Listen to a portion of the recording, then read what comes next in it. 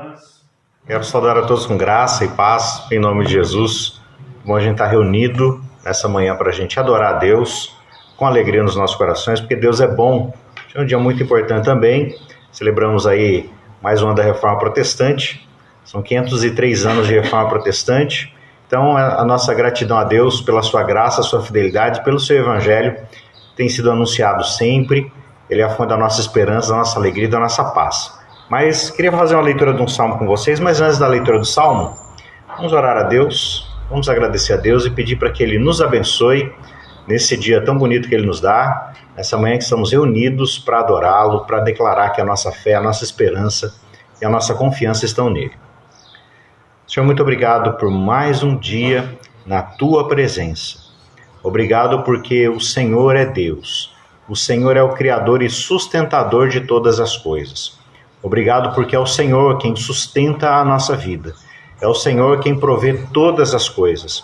É o Senhor quem tem nos abençoado a cada dia. A Ti a nossa gratidão, nosso louvor pela Tua grande salvação, pelo Teu reino que vem a nós através do Teu Filho amado, Jesus Cristo, nosso Senhor. Obrigado porque nele sabemos que somos amados, perdoados, aceitos pelo Senhor. Somos feitos habitação do Teu Espírito Santo. E nessa hora em que estamos reunidos como Teu povo, o Senhor nos chama a abrir o nosso coração ao Senhor, a se derramar diante de Ti e a declarar a nossa fé, a nossa esperança e a nossa confiança no Senhor. E nós temos muitos motivos para nos alegrar. Acima de tudo, pelo Teu Evangelho, pela Tua graça, pelo Teu Santo Espírito e pelo Teu povo que, espalhado por toda a terra, é chamado a andar na Tua presença, em espírito e em verdade, e adorar o Senhor com alegria. Por isso, Senhor, obrigado por essa hora preciosa, obrigado por cada um dos irmãos e das irmãs que estão aqui nessa hora, nessa casa de oração, e obrigado por cada irmão e irmã que está também adorando com a gente nas suas casas. A Ti a nossa gratidão, nosso louvor, em nome de Jesus. Amém. Amém. Quero convidar você à leitura da Palavra de Deus, Salmo 96. Salmo 96. A Palavra de Deus diz assim: Cantem ao Senhor um cântico novo. Cantem ao Senhor todas as terras. Cantem ao Senhor, bendigam o seu nome. Proclamem a sua salvação dia após dia. Anunciem entre as nações a sua glória, entre todos os povos as suas maravilhas. Porque o Senhor é grande e digno de ser louvado, mais temível do que todos os deuses. Porque todos os deuses dos povos não passam de ídolos. O Senhor, porém, fez os céus. Glória e majestade estão diante dele. Força e formosura no seu santuário. Deem ao Senhor, ó famílias dos povos. Deem ao Senhor glória e força. Deem ao Senhor a glória devida ao seu nome. Tragam ofertas e entrem nos seus átrios. Adorem o Senhor na beleza da sua santidade. Tremam diante dele todas as terras. Digam entre as nações: reina o Senhor. Ele firmou o mundo para que não se abale e julga os povos com justiça. Alegrem-se os céus e a terra exulte. Ruja o mar e a sua plenitude. Alegre-se o campo e tudo que nele há. Cantem de alegria todas as árvores do bosque, na presença do Senhor, porque vem julgar a terra, julgará o mundo com justiça, e os povos de acordo com a sua fidelidade. Salmo 96 é um salmo que nos convida a louvarmos a Deus porque Ele é Rei e Ele é Senhor, porque Ele é um Deus santo, Ele é justo, e a santidade do seu templo é nada mais, nada menos do que o reflexo da santidade do próprio Deus que se manifesta no seu santuário. E nós, como povo, como santuário de Deus, edificado com pedras vivas, somos chamados a louvá-lo na beleza da sua santidade, louvá-lo também porque Ele é Rei. E Ele julga os povos com justiça. Quando a Bíblia diz que Deus julga os povos com justiça, a Bíblia não está falando simplesmente de que Ele tem prazer em condenar os povos. Mas justiça não é apenas o ato de execução contra o culpado. Mas antes disso, a justiça, quando é correta, ela é o ato de defesa daqueles que precisam de ajuda. Então, a justiça de Deus é Deus julgando e executando justiça para defender a criação que ele ama, para defender o seu povo que ele ama, para manifestar graça. A justiça de Deus é boa notícia. E a justiça de Deus é uma notícia extraordinariamente maravilhosa por causa do Evangelho, por causa de Jesus Cristo. Ele é o Rei e ele veio manifestar a justiça do reinado de Deus. E a justiça do reino não está no prazer de Deus em condenar, porque Deus não tem prazer na condenação. Esse Deus que rege todas as coisas com justiça, ele rege com essa justiça que procura preservar e cuidar das pessoas, preservar e cuidar daqueles que estão sendo vítimas do mal. O desejo de Deus é renovar todas as coisas com a sua justiça, e a sua justiça é revelada no Evangelho. O Rei que reina, ele manifesta a sua justiça sobre nós. E a boa notícia é o Evangelho. E por causa do Evangelho, a gente sabe que Deus, ele se coloca como juiz em relação a toda a criação, em relação a todos os povos, não no desejo de condenar, mas no desejo de renovar e restaurar todas as coisas. A justiça de Deus é real e existe condenação, mas não está aí a alegria de Deus, nem o desejo de Deus. O desejo de Deus é expressar o amor, a misericórdia, a restauração revelada no Evangelho. E eu e você que cremos no Evangelho, temos motivo para se alegrar nessa justiça do Rei, na justiça de Deus. No contexto do Antigo Testamento, o Rei também era juiz. E no contexto do Novo Testamento, essa verdade continua, porque Jesus Cristo, o Senhor, é Rei. Ele é o juiz de toda a terra. Em breve, ele vai voltar para renovar todas as coisas. Ele vai voltar para completar essa boa obra que ele já começou. O reino que já foi inaugurado será completo. E quando aquele dia chegar, ele vai julgar todos os povos com justiça. Ele vai demonstrar essa justiça amorosa e misericordiosa que ele já tem demonstrado no Evangelho, e ele vai renovar todas as coisas. E a igreja, desde sempre, ela clama: Maranata, vem, Senhor Jesus. Nós aguardamos a manifestação plena do reinado de Deus sobre todas as coisas.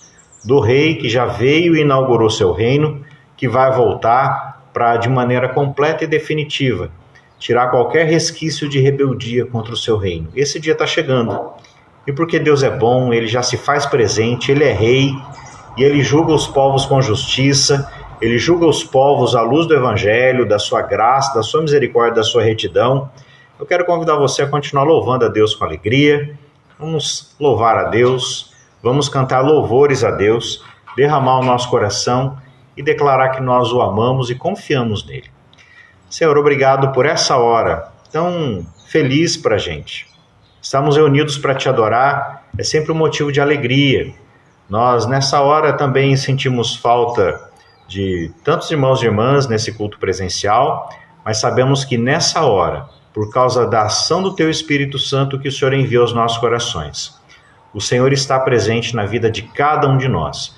E o Senhor está nos conduzindo, nos convidando e nos levando a adorar o Senhor juntos como Teu povo nessa hora. Por isso, Senhor, obrigado porque o Senhor é Rei, obrigado porque o Senhor é juiz, o Senhor é Rei misericordioso, amoroso, que ama a justiça, que traz boa notícia através da Tua justiça. E a Tua boa notícia, acima de tudo, é o Teu Evangelho. É o Senhor tomando sobre si toda a nossa condenação, nossa culpa, nosso pecado e nossa morte, para que o Senhor possa derramar sobre nós, pela graça, mediante a fé, o Teu amor, o Teu perdão e a Tua justiça. E em breve, o Senhor vai voltar para renovar todas as coisas. E o conhecimento do Senhor vai encher todas as coisas como as águas cobrem o mar. Por isso, Senhor, a Ti o nosso louvor, a nossa gratidão, nesse dia tão bonito que o Senhor nos dá, em nome de Jesus. Amém.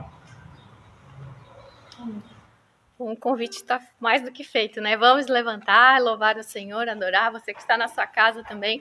Vamos celebrar com júbilo ao nosso Deus.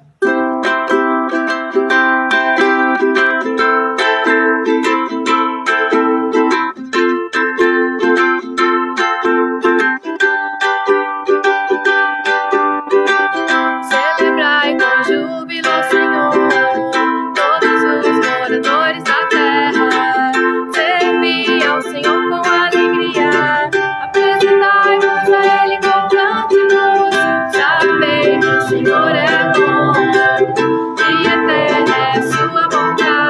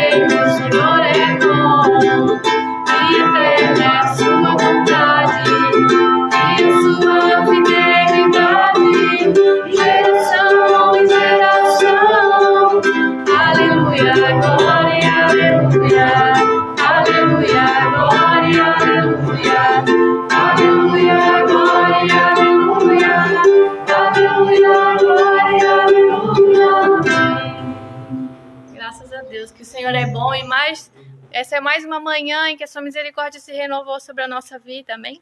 Mais uma manhã em que nós temos a chance, estamos vivos, respirando, temos a chance de nos arrependermos diante do Senhor e pedirmos, Senhor, quebra o meu coração, faz de mim um vaso novo, Senhor, diante de Ti. Tira aquilo que precisa ser mudado dentro de mim e molda-me conforme a Tua vontade. Amém? Vamos dizer isso ao Senhor nesse momento.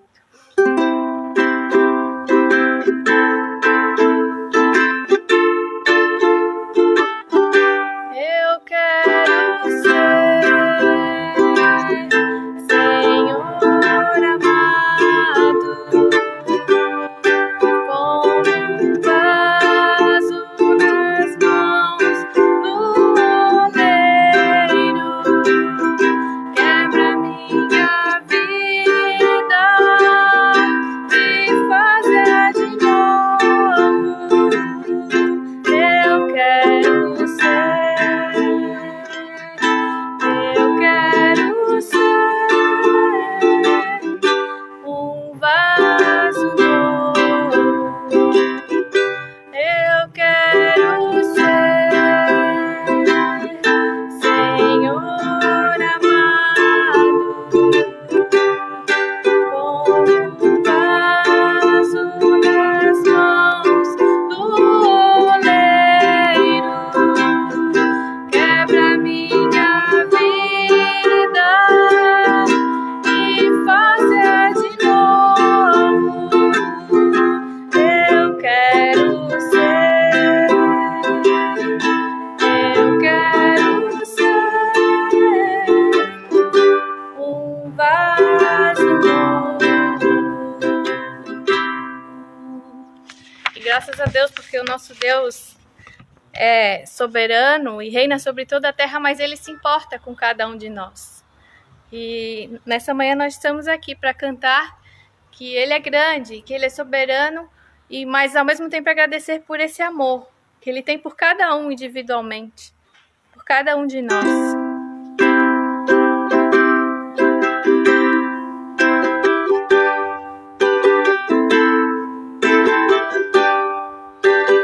Tu és soberano sobre a terra, sobre os céus, Tu és Senhor absoluto.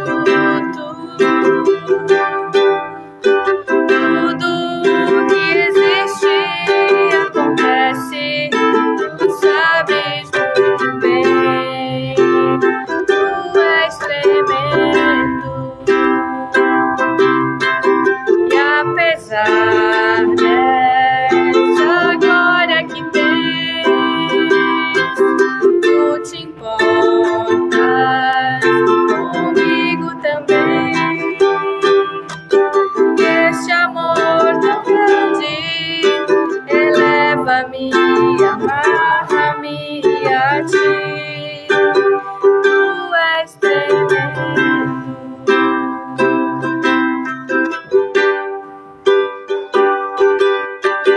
Tu és soberano sobre a terra, sobre os céus, Tu és Senhor absoluto. Tudo que existe acontece, Tu sabes muito bem. Tu és tremendo. Mas apesar dessa glória que tens, Tu te importas comigo também. Esse amor tão grande eleva-me, amarra-me a Ti. Tu és tremendo.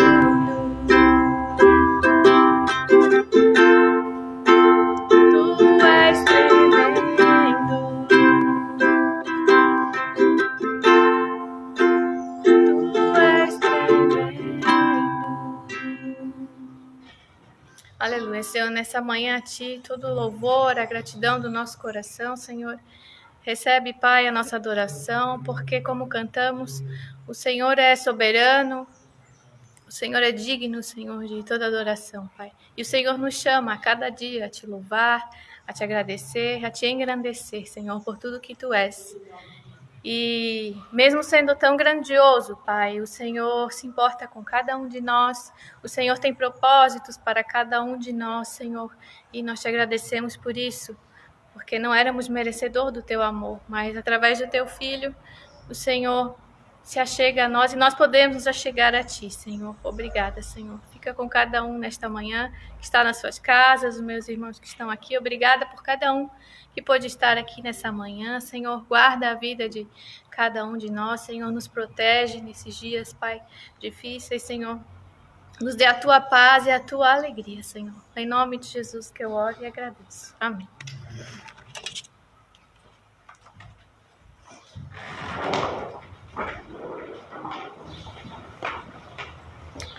Graças a Deus. Meus irmãos, quero convidar todos a abrirem suas Bíblias, o Evangelho segundo Lucas, capítulo de número 9. Nós vamos fazer a leitura do verso 18 ao verso de número 27.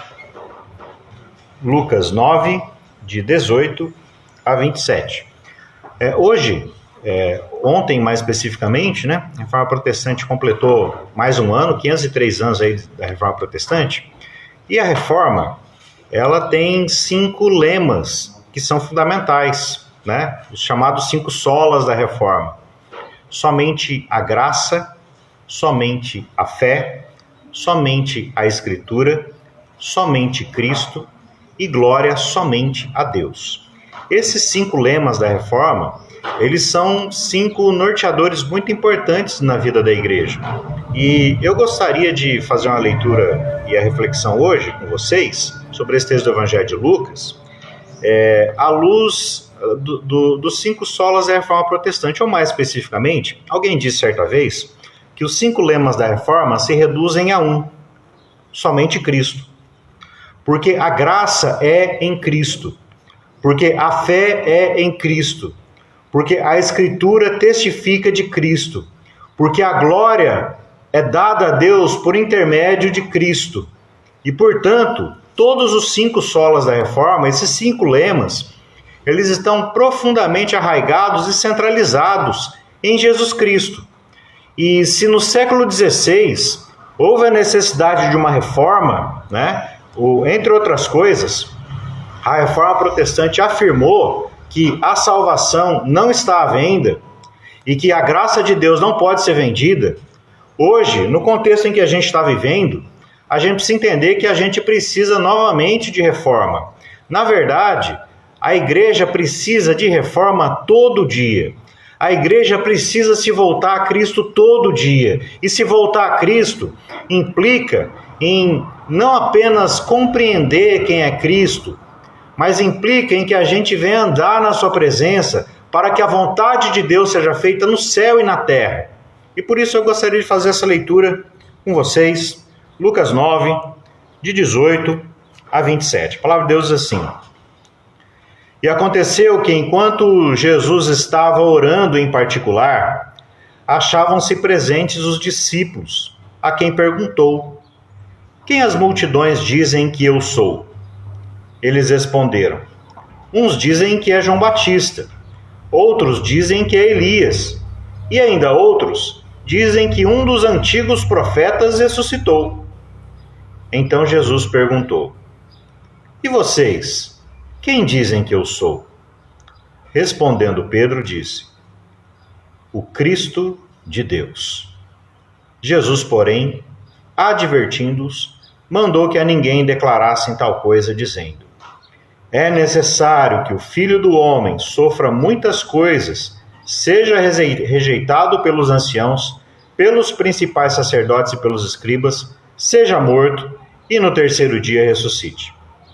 Jesus dizia a todos: Se alguém quer vir após mim, negue a si mesmo, dia a dia tome a sua cruz e siga-me. Pois quem quiser salvar a sua vida a perderá, e quem perder a vida por minha causa, esse a salvará. De que adianta uma pessoa ganhar o mundo inteiro se vier a perder-se ou causar dano a si mesma? Pois quem se envergonhar de mim e das minhas palavras, dele se envergonhará o Filho do Homem, quando vier na sua glória e na glória do Pai e dos santos anjos. Em verdade lhes digo que alguns dos que aqui se encontram não passarão pela morte, até que vejam o reino de Deus. Senhor, obrigado pela tua palavra, e nós te pedimos que o Senhor abençoe e ilumine na nossa mente e no nosso coração, para que em tudo o teu nome seja exaltado e glorificado, em nome de Jesus. Amém. A Reforma Protestante é uma página importantíssima da história do Ocidente, né? da nossa história. E ela vai trazer marcas profundas na sociedade. E a Reforma, ela vai se guiar, do ponto de vista da doutrina, teologicamente, entre outras coisas, nesses 5 fundamentos, desses 5 alicerces, né? Somente a graça, somente a fé, somente a Escritura, somente Cristo, glória somente a Deus, né? E como a gente falou, esses 5 lemas, eles são centralizados no somente Cristo. E esse é um texto fundamental em que está aí no centro dos evangelhos sinóticos, que é a confissão de Pedro, e é um momento fundamental. E eu gostaria de estar fazendo uma reflexão hoje sobre esse texto. O nosso texto começa com Jesus orando. E o Filho de Deus, ele vem ao nosso encontro. E ele estava orando antes de conversar com os discípulos e antes de perguntar para os discípulos quem as multidões dizem que eu sou, ele estava orando. E a gente precisa entender que hoje, para que a gente creia no Evangelho, viva o Evangelho e anuncie o Evangelho, não é possível essa caminhada sem uma vida de oração, sem uma vida de piedade, sem uma vida de consagração a Deus. Os reformadores, eles foram exemplos claros de oração. Gosto muito de uma fala do Lutero. Lutero diz o seguinte: hoje eu vou ter um dia muito cheio, não vou ter tempo para nada, então eu preciso orar mais. Antes de sair de casa eu preciso orar mais, porque hoje não vai dar tempo para nada, né? A gente vive num tempo em que a gente releva para segundo plano muito, muito facilmente a palavra de Deus e a oração. E a gente não pode negligenciar essas coisas. Mas, prosseguindo, Jesus faz uma pergunta-chave: quem as multidões dizem que eu sou? Se somente Cristo é o fundamento dos 5 solas, essa é a pergunta-chave fundamental. Essa é a pergunta-chave da história da igreja. Essa é a pergunta-chave porque toda vez na história da igreja em que a igreja comete erros, todas as vezes em que a igreja escorrega, todas as vezes em que a igreja, ao invés de ser boa notícia, é má notícia, todas as vezes em que a igreja vai oprimir, vai ferir e vai se levantar contra os outros, ela não está sendo fanática religiosa no sentido de abraçar a Bíblia. Pelo contrário, ela está num fanatismo religioso alienado de Cristo. E ela está traindo a Cristo e o Evangelho. E aí a gente precisa entender isso. Todas as vezes em que a igreja ela não está afinada com Cristo, a consequência é tragédia. Para a gente entender quem nós somos, a gente precisa do Evangelho. Eu fico muito triste quando eu percebo, né, gente que já deveria entender a Escritura e deveria entender o Evangelho, num discurso de autoconhecimento alienado de Deus. Presta muita atenção. Você foi criado por Deus e para Deus. E você não vai se conhecer de verdade sem conhecer a Deus. Nenhum autoconhecimento é profundo e satisfatório o suficiente enquanto ele não implica num conhecimento da criatura à luz do Criador. E nesse sentido, orar a Deus, meditar na palavra de Deus é fundamental. E nisso tudo, no orar e meditar na palavra de Deus, Jesus faz a pergunta-chave, fundamental para o fundamento de toda a nossa espiritualidade: quem é Jesus? E muitas vezes a igreja não sabe responder adequadamente à luz da Escritura essa pergunta. Durante a história, muitas vezes a igreja errou essa resposta. E como é que a gente sabe que ela errou? Porque a sua vida não foi condizente com aquele Cristo que é revelado na Escritura, com Jesus Cristo, o Senhor. E se a gente deseja que a igreja seja relevante nos dias de hoje, na nossa história, assim como foi no século XVI, a gente precisa entender que a gente precisa de uma nova reforma. E essa nova reforma começa de uma maneira fundamental no conhecimento de Jesus, não conhecimento intelectual sobre Jesus. inclui também você entender quem é Jesus, minimamente, mas numa vivência, nessa presença desse Jesus que é o verdadeiro Rei. Quem as multidões dizem que eu sou? Os discípulos vão responder, alguns dizem que é Elias, outros que um profeta que ressuscitou. A multidão dá muitas respostas, mas Jesus faz outra pergunta-chave. E vocês? E vocês que são meus discípulos? E vocês que dizem que são cristãos? E vocês que estão reunidos ao redor de mim? Quem vocês dizem que eu sou? Hoje a igreja precisa dizer quem é Jesus. Hoje a igreja precisa se levantar e responder quem é Jesus. E aqui no nosso texto, se levanta o Pedro, que aqui se levanta na condição de porta-voz dos discípulos. E no verso de número 20, então Jesus perguntou, e vocês, quem dizem que eu sou? Respondendo Pedro, disse, o Cristo de Deus. No Evangelho, no texto paralelo do Evangelho segundo Mateus, Pedro responde, tu és o Cristo, o Filho do Deus vivo, né? É a mesma resposta, tá? O Cristo de Deus. E aqui tem um ponto-chave. E aqui está o ponto ao redor do qual tudo vai girar. O que significa isso? O que significa afirmar que Jesus é o Cristo de Deus? O que significa hoje afirmar que Jesus Cristo é o Cristo de Deus? O que significou para a igreja primitiva afirmar que Jesus era o Cristo? Qual é o impacto que isso tem na nossa vida?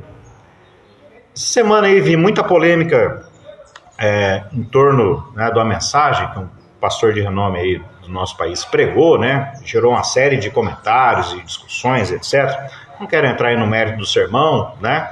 Acredito que algumas coisas que ele disse foram incompreendidas, outras talvez ele tenha colocado de maneira infeliz, mas de qualquer modo, essa pergunta sobre Jesus e essa resposta de Pedro, tu és o Cristo de Deus, foi fundamental para a igreja primitiva na maneira como ela vivia e é fundamental para a gente hoje. E é uma pergunta que não pode ser respondida apenas filosoficamente. Não é simplesmente estudando sociologia, economia e política que você vai entender essa resposta. Se bem que você estudar sociologia, economia e política pode te ajudar a dar a ferramenta para entender, mas não vai responder. O Cristo de Deus é uma revelação de Deus. É algo que é dado por Deus, porque é assim que Jesus vai se revelar a si próprio, ele vai se revelar na Escritura. Porque o Cristo de Deus é um tema do Antigo Testamento. E se você tirar o Antigo Testamento, você vai ficar sem chão. A Bíblia é uma só, Antigo e Novo Testamento. E há uma tendência muito triste hoje, de muita gente querendo relegar o Antigo Testamento para o segundo plano, ou mesmo descartar o Antigo Testamento, como se apenas o Novo Testamento bastasse. E eu quero dizer uma coisa para você, se você não entender a conexão do Evangelho com o Antigo Testamento, você vai ter um Novo Testamento solto no ar e fica sem chão. Sabe como é que o Novo Testamento começa? Olha como é que o Novo Testamento começa. Primeiro versículo da Bíblia. Livro da genealogia de Jesus Cristo, filho de Davi, filho de Abraão. Para começar o Novo Testamento, ele já está dizendo, escancarando o seguinte, não dá para entender quem é Jesus Cristo sem o Antigo Testamento. Quem é Abraão? Quem é Davi? E o que é que eles têm a ver com Jesus? Se você não compreender minimamente o Antigo Testamento, você não vai compreender quem é o Cristo. E sabe o que a Bíblia fala? E aqui, irmãos, é uma tarefa homérica, eu vou resumir o máximo possível, tá? Serei breve. Sabe qual é a história que a Bíblia conta? A Bíblia conta uma história só. É a história de Deus com a sua criação, que vai da criação até a nova criação. Essa é a história. Você não pode perder isso de vista. A Bíblia conta a história de Deus com a sua criação. E essa história vai da criação, passando pela queda e redenção, até a nova criação. Então, para você entender quem é o Cristo, você precisa olhar para o Antigo Testamento. E quando a gente olha para a Bíblia, a gente percebe um Deus que é bom, criando todas as coisas, e ele viu tudo que criou e viu que tudo era muito bom. Ele criou o homem e a mulher à sua imagem e semelhança e colocou no jardim para cultivar e guardar, ou seja, para que o homem expressasse a imagem e semelhança de Deus na criação, para que o ser humano, para que o homem e a mulher pudessem cuidar da criação, usufruir da criação, em harmonia com Deus, em harmonia um com o outro, em harmonia consigo mesmo, em harmonia com seu próximo, em harmonia com todas as coisas. Esse é o projeto original de Deus. Uma criação na qual Deus revela a sua presença a todo momento. Uma criação que ela própria é o templo. Se você ler o Gênesis capítulo 2 com atenção, vai perceber que Deus apareceu no jardim na viração do dia, ou seja, sabe o que é templo? Templo é onde Deus manifesta a presença. E sabe qual era o templo no jardim do Éden? Era o Éden.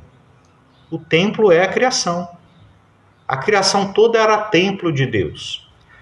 E o homem recebeu um chamado. Qual era o chamado de Deus? Ama a Deus e confia em Deus. O ser humano ouviu a palavra de Deus. Mas aparece a serpente.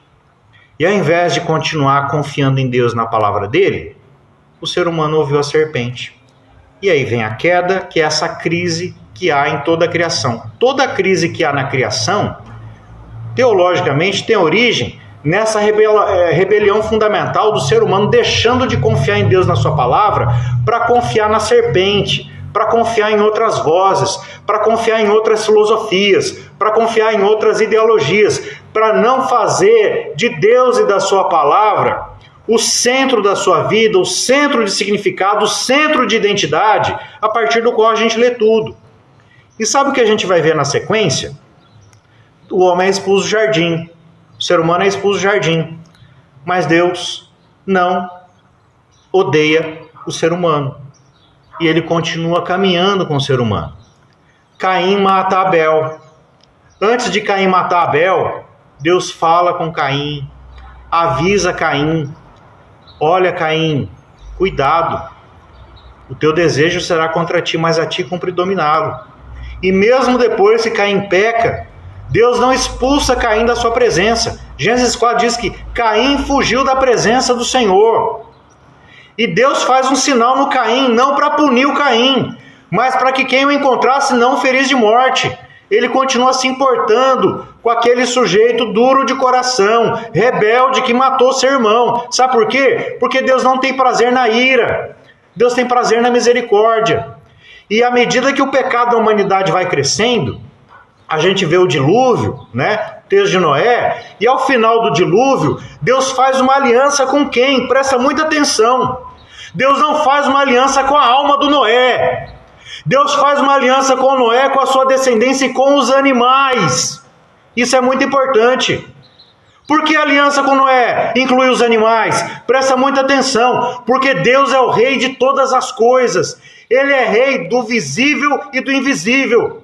Ele é o rei de toda a realidade, ele é o criador de tudo e senhor de tudo. E por isso, quando Deus faz uma aliança com Noé, ele faz não apenas com Noé, mas ele faz com a sua descendência e ele faz com os animais, porque Deus está preocupado em restaurar toda a criação. E à medida que o tempo vai passando e a humanidade continua na sua rebeldia contra Deus, revelada lá na Torre de Babel, que é um projeto de autonomia, de independência em relação a Deus, de queremos glorificar o nosso próprio nome, queremos que a nossa torre alcance até os céus como se fosse uma provocação para cutucar o trono do Deus Altíssimo.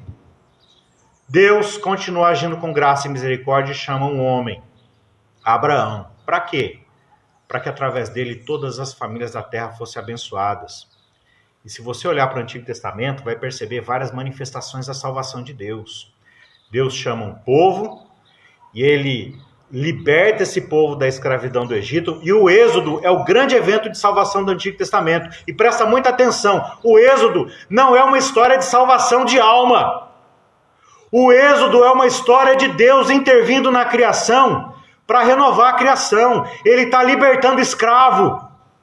Ele está libertando religiosamente? Tá.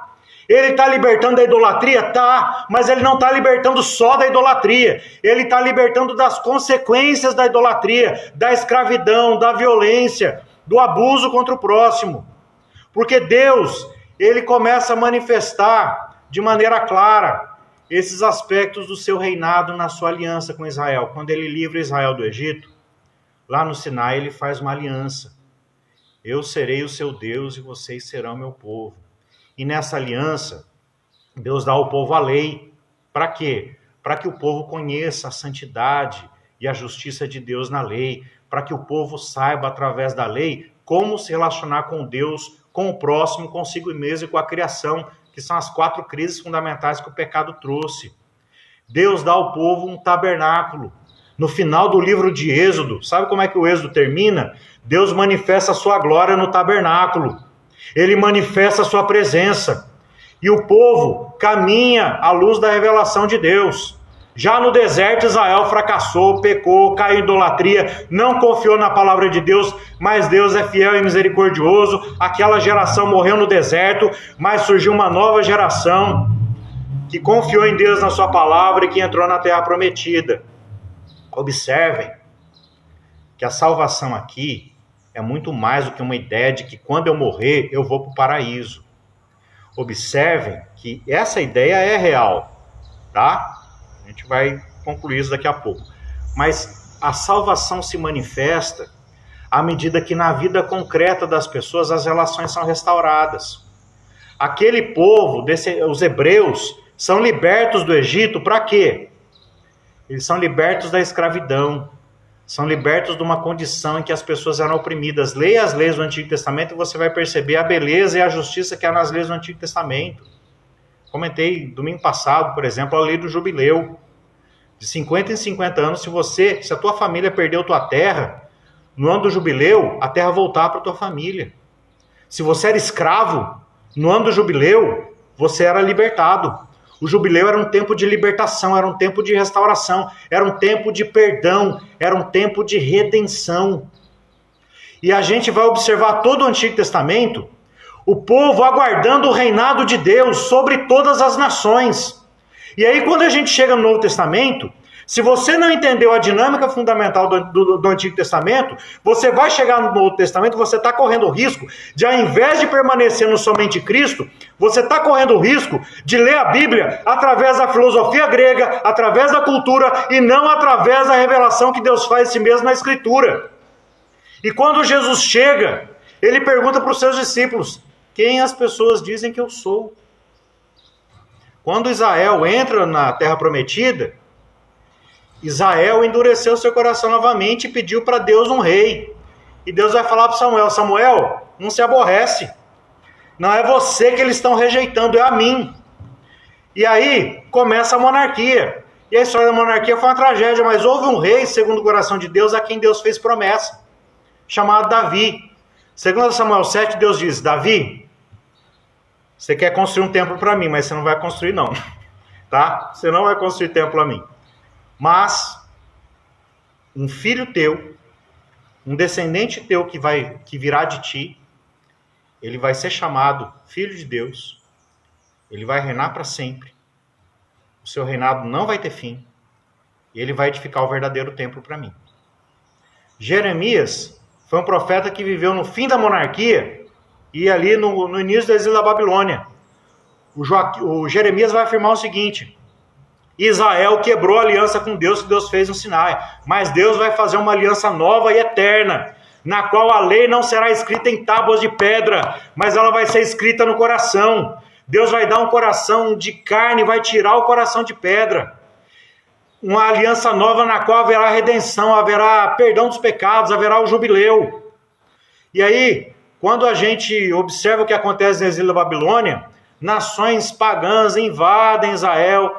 Os assírios já haviam destruído o reino do norte, Israel. Os babilônios destruíram o reino do sul. E a partir do exílio da Babilônia, Israel nunca mais foi um reino. Teve um breve período aí, que é o período dos Macabeus, entre Malaquias e o Novo Testamento, em que os judeus, na época da dominação grega, conseguiram uma independência breve e precária por alguns anos. Mas desde o exílio da Babilônia, o povo de Israel era oprimido pelos pagãos. E aí chega o Novo Testamento. E aí quando chega a época do Novo Testamento, qual era a expectativa dos judeus? Deus vai cumprir a palavra dele. Ele vai mandar o Messias, o Cristo. E aí, nesse texto, Quando Pedro diz que Jesus é o Cristo, Filho de Deus vivo, olha que interessante, verso 21. Jesus, porém, advertindo-os, mandou que a ninguém declarassem tal coisa. Porque Jesus falou para os discípulos não espalharem que ele era o Cristo. Sabe por quê? Porque a coisa estava fervendo na época do Novo Testamento, e um monte de candidato a Messias já tinha se levantado, e depois de Jesus alguns se levantaram também. Só que eram pessoas, eram judeus que não entenderam o verdadeiro Messias. Os movimentos messiânicos na época do Novo Testamento eram judeus que se levantaram e diziam o seguinte: Deus é o rei, ele vai reinar sobre as nações. E como é que isso vai acontecer? O templo que foi destruído e a Arca da Aliança que foi perdida, Deus não habita mais no templo, esse templo precisa ser restaurado, a glória de Deus precisa ser restaurada. Então os movimentos messiânicos na época do Novo Testamento eram movimentos de judeus crentes, piedosos, mas que não entenderam o que Deus estava falando e não entenderam o chamado de Deus. E eles achavam que lutar contra os romanos, matar romanos, se rebelar contra o Império Romano para assim conquistar o reino de novo a Israel, era o caminho que o Antigo Testamento apontava para o reino de Deus. Mas chega o verdadeiro Cristo Messias, Jesus Cristo. E se você perdeu essa história do Antigo Testamento, a gente corre o risco de não saber quem é Jesus e não saber qual é o chamado e o propósito dele hoje na nossa vida. Jesus, ele é o Cristo, mas ele é um Cristo diferente da expectativa dos judeus. Ele é o Cristo que vai realizar também a imagem do servo sofredor de Isaías. Ele é o Cristo que vai realizar a imagem do Filho do Homem de Daniel. Ele é o Cristo, servo sofredor. Ao contrário da expectativa dos judeus, de que o rei vem para derrotar os romanos, e os babilônios, e os assírios e todo mundo, para Israel reinar e mandar em todo mundo, o rei era diferente. Ele veio, agora presta muita atenção, tem um aspecto de verdade na expectativa judaica. Ele veio e humilhou e derrotou todos os impérios, mas ele não derrotou da maneira que Israel esperava. Israel esperava, sabe o quê? Israel esperava pegar em arma. Israel queria pegar em arma e armar toda a população e se levantar pelo seguinte: quem vai defender o reino somos nós. Deus vai levantar a gente para pegar em arma e sair matando os inimigos, e a gente vai derrotar os romanos. Sabe que vai redundar esses movimentos messiânicos do judaísmo? O templo foi destruído no ano 70, depois no ano 135 teve outro falso messias, Bar Cokhba, que os romanos fizeram uma grande carnificina e expulsaram os judeus da Palestina. Esse foi o resultado do falso messianismo. Mas se os falsos messias, a expectativa do judaísmo é essa, quem era Jesus? Jesus não era um Messias que veio reinar. Agora, esse é um detalhe importante, tá? Ele não veio reinar só espiritualmente. Uma tragédia que se abate hoje no Ocidente, de modo geral, para católicos, romanos, protestantes, ortodoxos gregos, tá? Toda a cristandade. A tendência é ver um Jesus de um mundo espiritual. Presta muita atenção. Jesus não é rei apenas do mundo espiritual. Ele é rei do visível e do invisível.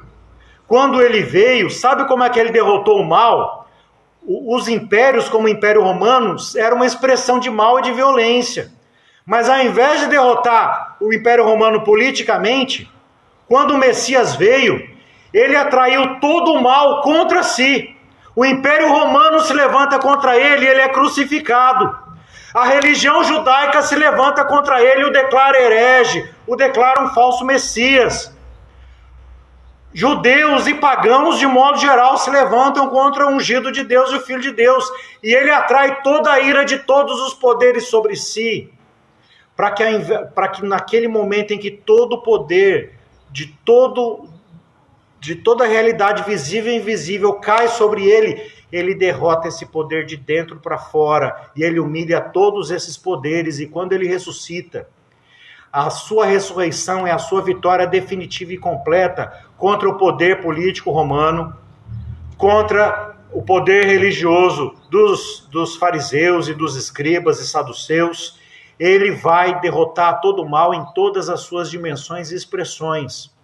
E a igreja, primitiva havia entendido que ele de fato é o Messias e por isso ele é chamado de Jesus Cristo. Na época do Novo Testamento, não costumavam. As pessoas, no ministério de Jesus, ele era chamado de Jesus ou Jesus de Nazaré. Ele passa a ser chamado pelos discípulos de Jesus Cristo. De tão clara era a percepção dos discípulos que ele era Messias. E ele é rei de toda a realidade, visível e invisível. E salvação não é Deus pegar a tua alma e guardar em segurança no céu. Segundo a Bíblia, salvação é Deus enchendo todas as coisas com a sua glória, como as águas cobrem o mar. É Deus trazendo ressurreição. Ressurreição inclui o corpo. O corpo vai ser transformado e glorificado. Mas há uma relação de continuidade entre o nosso corpo e o corpo glorificado. A Bíblia diz que Jesus é Senhor de toda a realidade. E algumas pessoas já me perguntaram, mas pastor, se isso é verdade, olha para o mundo. O mundo continua quebrado. Continua havendo violência, opressão, doença, crise econômica, morte. Tem tanta coisa absurda acontecendo no mundo. Se Jesus é o rei, por que isso acontece? Presta muita atenção. O rei continua sendo rei, mesmo que depois da sua vitória definitiva, ainda há rebelião no reino. A criação ainda está, em vários aspectos, rebeladas contra o Criador. Mas quando Jesus veio, ele veio reconciliar consigo todas as coisas. Porque Deus amou o mundo de tal maneira que deu seu Filho único, para que todo que nele crê não pereça, mas tenha vida eterna. Mundo aí é cosmos. Deus amou o cosmos de tal maneira. Deus estava em Cristo reconciliando consigo o mundo. A Bíblia diz que o conhecimento da glória de Deus vai encher todas as coisas como as águas cobrem o mar. E você precisa entender que Jesus é o Cristo e que esse Cristo é aquele que já inaugurou o reino. Olha o que o nosso texto diz, no verso de número 27. Em verdade, lhes digo que alguns dos que aqui se encontram não passarão pela morte até que vejam o reino de Deus. Por que Jesus está dizendo isso? Porque o reino de Deus já veio. Ele, no sentido de que ele já foi inaugurado, ele se faz presente. Porque o Espírito que trouxe vida na criação, o Espírito que estava sobre o Messias, é o Espírito que vem sobre o seu povo e é o Espírito da nova criação. O reinado de Deus já começou, mas a vitória decisiva já aconteceu. A vitória decisiva já aconteceu na cruz e na ressurreição. A guerra já foi definida. Jesus Cristo já derrotou todo o principado e toda a potestade desse mundo e do porvir. E sabe o que a igreja primitiva fez? A igreja primitiva se levantou e ela foi luz na sua geração. Porque os romanos diziam, o César é o Senhor. O César é o Senhor. E a igreja se levantou e disse, não. Jesus Cristo é o Senhor. E os romanos disseram, então eu vou matar vocês. E os romanos mataram milhares de cristãos. E sabe o que os cristãos fizeram? Os nossos irmãos do passado se levantaram e disseram o seguinte, vocês podem matar a gente se vocês quiserem, mas isso não vai mudar o fato de que Jesus Cristo é o Senhor. Assim como Sadraque, Mesaque e Abednego, diante de Nabucodonosor, disseram, rei, viva para sempre. Expressão de respeito ao imperador. Se o nosso Deus quiser nos livrar da tua fornalha de fogo ardente, ele vai livrar. Mas se ele não livrar, fique o senhor sabendo que só há um Deus, é a ele que a gente vai servir. Porque Sadraque, Mesaque e Abednego sabiam quem é Deus. Porque a igreja primitiva sabia quem é Deus. Porque ela sabia quem é Cristo. E Jesus é o Messias que vai se revelar na sua cruz e ressurreição. Ao contrário da expectativa dos judeus, que achavam que o Messias era aquele cabamacho, que vai pegar em arma, e vai fuzilar inimigo, e vai se levantar contra aqueles que pensam diferente. Jesus era um Messias completamente diferente. Ele veio para interceder a favor de seus inimigos na cruz. Ele veio para morrer pelos pecadores. Ele veio para reconciliar consigo todas as coisas. E ele veio não para exercer um poder tirano, ditatorial e irracional. Mas ele veio para trazer graça e salvação. Ele não veio para matar os inimigos, mas ele veio para resistir ao mal, não pegando em armas, mas ele resistiu ao mal se entregando ao Pai em todas as coisas até a morte de cruz. E sabe o que os discípulos fizeram? Os discípulos de Jesus não saíram dizendo que a solução era pegar em arma. Os discípulos de Jesus não saíram dizendo que a solução era matar romano. Os discípulos não saíram dizendo que a solução era ficar comprando briga com quem pensa ou crê diferente da gente. Sabe qual é o chamado dos discípulos? O chamado dos discípulos, em primeiro lugar, é crer que Jesus é o Cristo, mas não é o Cristo dos falsos messias. Não é o Cristo dos falsos messias do judaísmo. E não é o Cristo dos falsos messias de hoje. Não é ninguém que manda pegar em arma. Ele é aquele que manda seguir os seus passos. E ele resistiu ao mal até a morte. Ele não resistiu ao mal usando as armas do mal. Ele resistiu ao mal usando as armas da justiça. E se você é cristão, você precisa entender isso. E você precisa entender que quando o cristão começa a falar com um discurso de ódio, com um discurso de ficar comprando briga com quem pensa diferente, com um discurso de ficar achando que o caminho da igreja é dominação política, a gente tem que encher o Congresso, o Senado, né, o Executivo, o Legislativo e o Judiciário, né, de cristão, para quê? Para a gente mandar. Não entenderam quem é Jesus. Tiago e João queriam mandar, falou: Jesus, quando a gente se assentar, quando a gente estiver no teu reino, a gente quer sentar um à tua direita e um à tua esquerda. Por quê? Porque o Tiago e o João não tinham entendido quem é o Cristo. Eu falo: vocês não sabem o que vocês estão falando. O Filho do Homem não veio para ser servido, mas veio para servir e dar a sua vida em resgate de muitos. Ou seja, vocês estão querendo mandar, vocês não entenderam quem eu sou. Eu sou o rei. Mas se o rei veio para servir, vocês acham que vocês vão fazer o quê? Aí tem assim: ah, pastor, mas assim, se a gente seguir Jesus, a gente vai morrer. Pode ser. Pode até ser. Mas se você é cristão, você não é chamado para matar. Porque o Evangelho nunca autoriza você levantar um dedo ou uma palavra contra o teu próximo. E se você entendeu quem é Jesus, você começa a entender os falsos messias. E você começa a entender propostas de todo tipo, religiosas, políticas, ideológicas, que não estão afinadas com o Evangelho. E esse ano é ano de eleição, e eu quero dar um recado muito claro para você. Não vai se iludindo que a resposta está nem na direita, nem na esquerda, nem no centro. Porque toda ideologia política tem hora que acerta, tem hora que erra. Tem um ditado que eu gosto muito que diz o seguinte: até o relógio parado acerta a hora 2 vezes por dia. Qualquer ideologia política em algum momento vai acertar. Mas vai errar muitas vezes. Então qual o desafio, irmãos e irmãs? O desafio é o seguinte: é você pautar a tua vida não na ideologia, no mercado de ideologia que tem aí por aí à venda, tá? Ah, pastor, mas eu sou um cristão de direita. Deus te abençoe. Mas que a ideologia da direita não te segue para o Evangelho.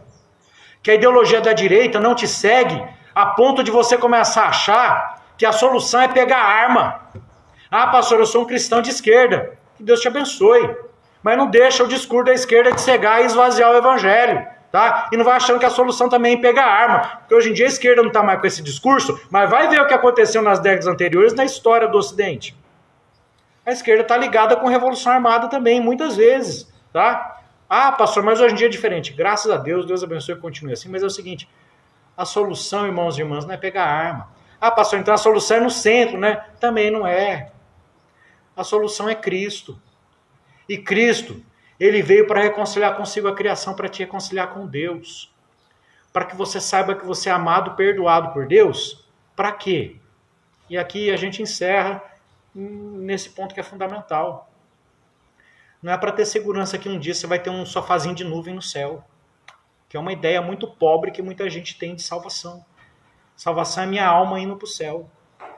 Quando a Bíblia diz que Jesus vai voltar, Ele vai voltar para encher todas as coisas com a sua glória. O apóstolo Paulo diz: agora eu vejo em parte, então eu verei como também sou conhecido.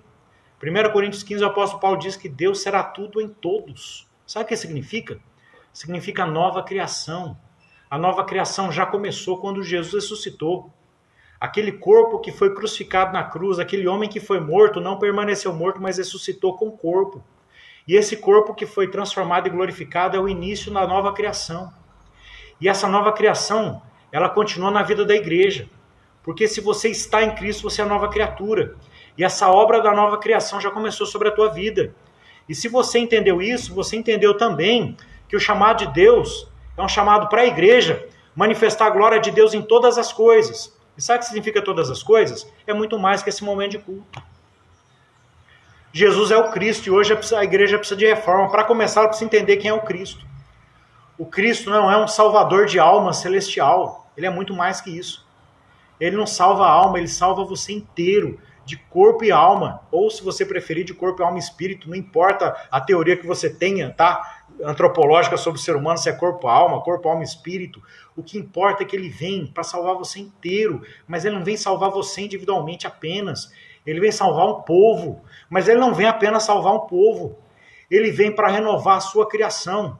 Isso significa que a glória de Deus tem que ser vista na sua casa, tem que ser vista no trabalho, tem que ser vista na igreja, tem que ser vista com todas as relações que a gente tem, de todas as maneiras. Significa que a igreja precisa se levantar, não apenas para ler a Bíblia e fazer oração.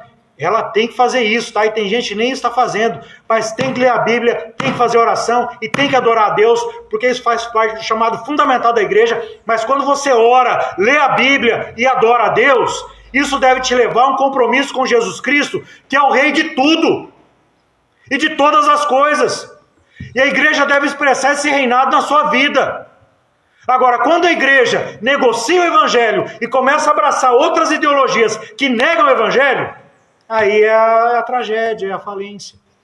Aí você está trocando o direito de primogenitura por um prato de lentilha. Está entendendo? Você está aí afiliado ao partido de esquerda? Deus te abençoe. Mas quer ser luz na esquerda? Começa denunciando os males da esquerda, a corrupção que há na esquerda e o que há de errado na esquerda. Você é um cristão de direita e quer ser bênção na direita? Ao invés de ficar só malhando a esquerda, começa a malhar o teu próprio grupo. Começa a observar que há corrupção na direita, há coisa errada na direita, tem proposta que não é boa para a criação, não é boa para a vida das pessoas, independente da matriz política. Em nome de Jesus Cristo, entenda que o rei é Jesus Cristo. E ele é rei hoje. E sabe o que a igreja primitiva fez? A igreja primitiva se levantou e disse o seguinte: o rei é Jesus. E os romanos disseram: então a gente vai matar vocês. Eles disseram: então mata. Porque eu sei que o meu Redentor vive e a minha ressurreição está garantida nele. E eu tenho vida eterna pela graça de Deus. Eu sei que a graça está em Cristo. Porque a minha fé está em Cristo. Nesse Cristo do qual a Escritura testifica. Esse Cristo, por meio de quem toda a glória é dada a Deus. Esse Cristo que é rei hoje, está reinando hoje. E ele reina na minha vida.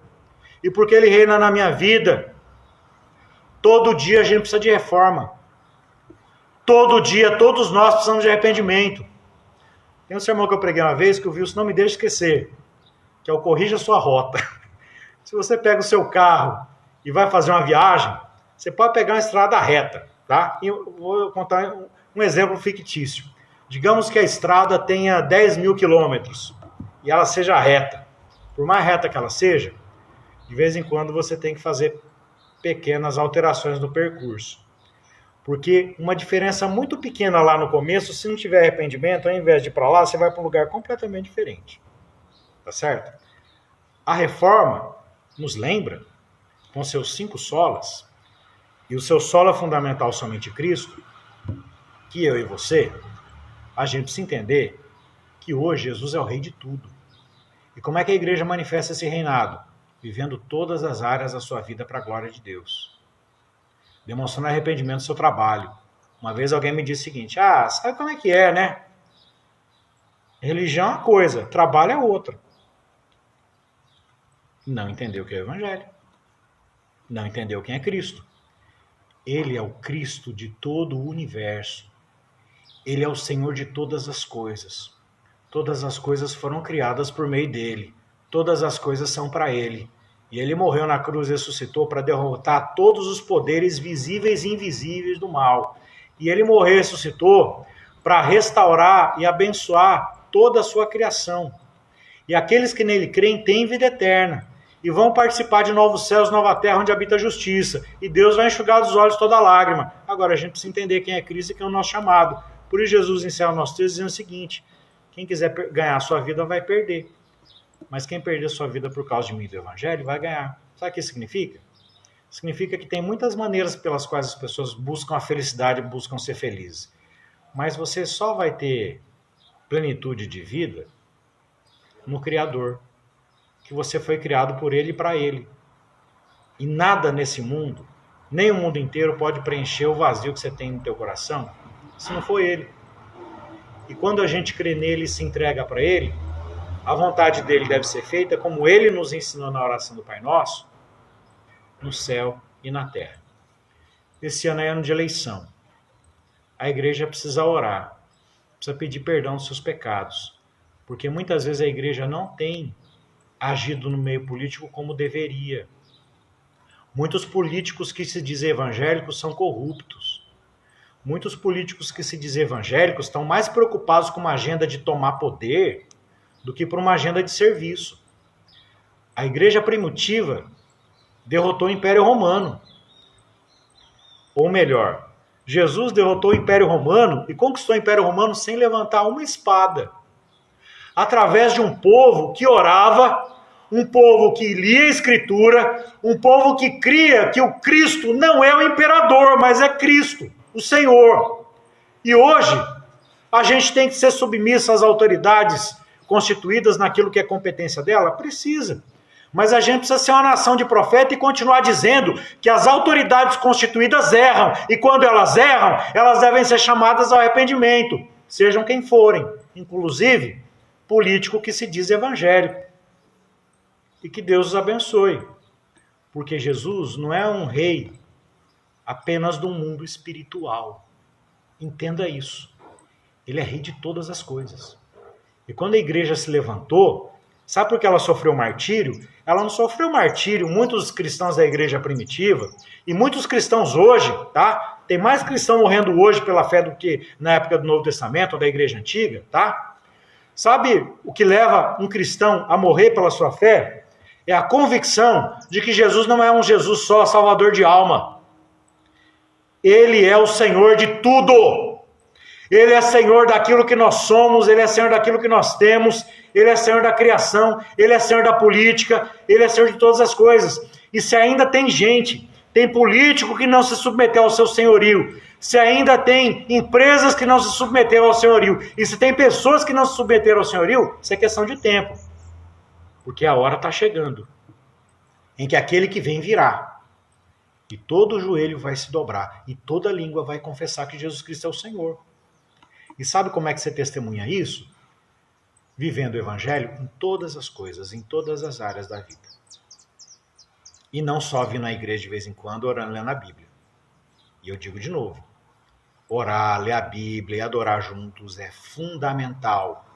Isso não pode ser desprezado, como muita gente insensata faz hoje em dia. Mas não é só isso. Se for só isso, tem alguma coisa muito errada com a gente. Se você achar que ser cristão é ficar se trancar no teu quarto lá na Bíblia orando, só isso, tem alguma coisa muito errada.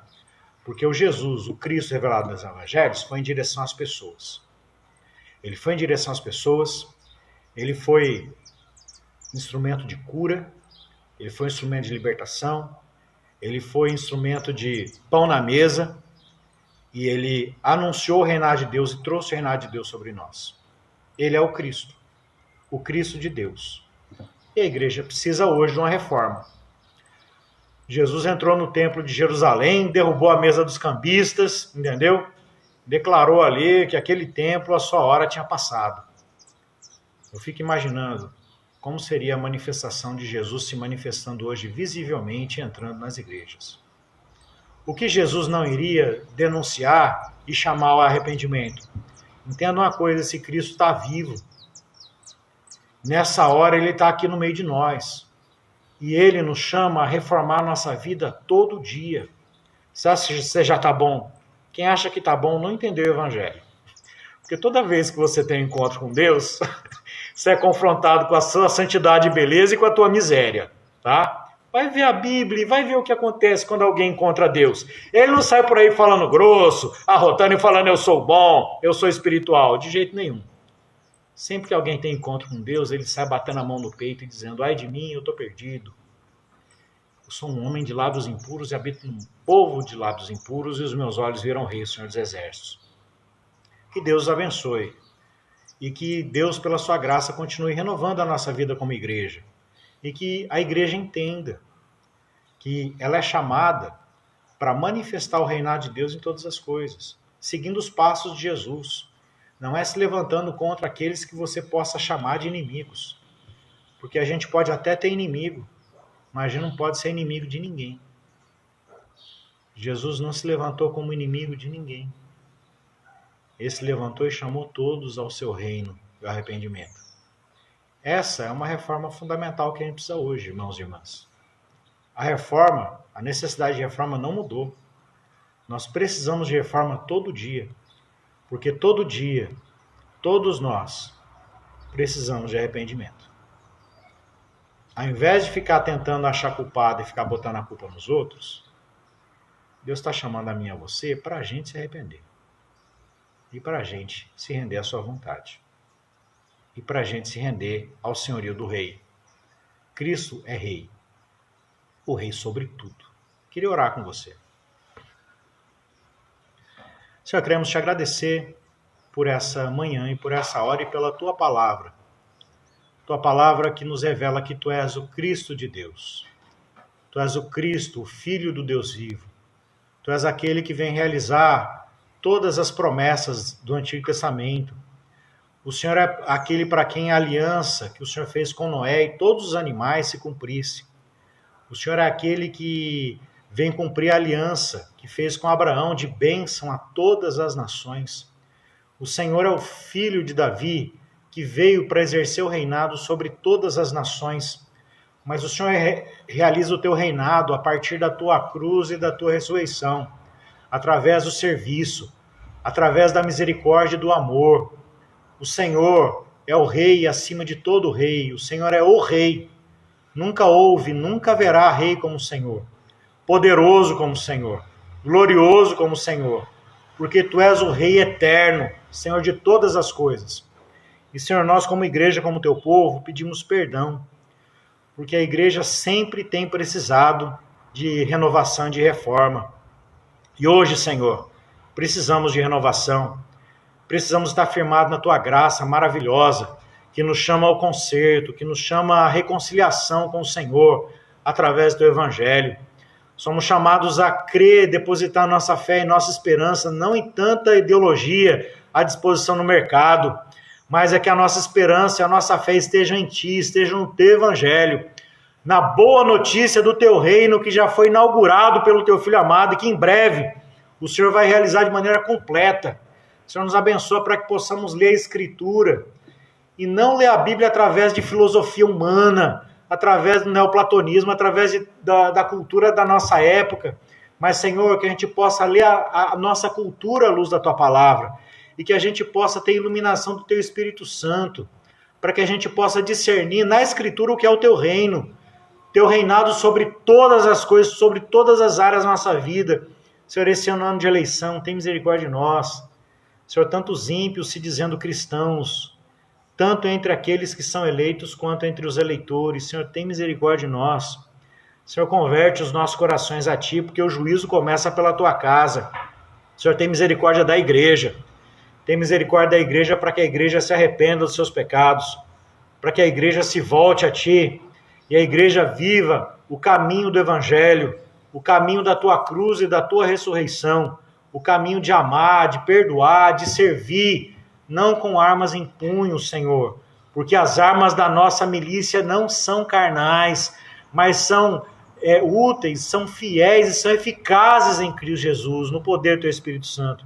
Nos abençoa, Senhor, e que o Teu reinado seja sobre toda a Tua criação, mas a começar pela Tua igreja, a começar de nós, Senhor. Nos leva a manifestar o Teu reinado em todas as coisas.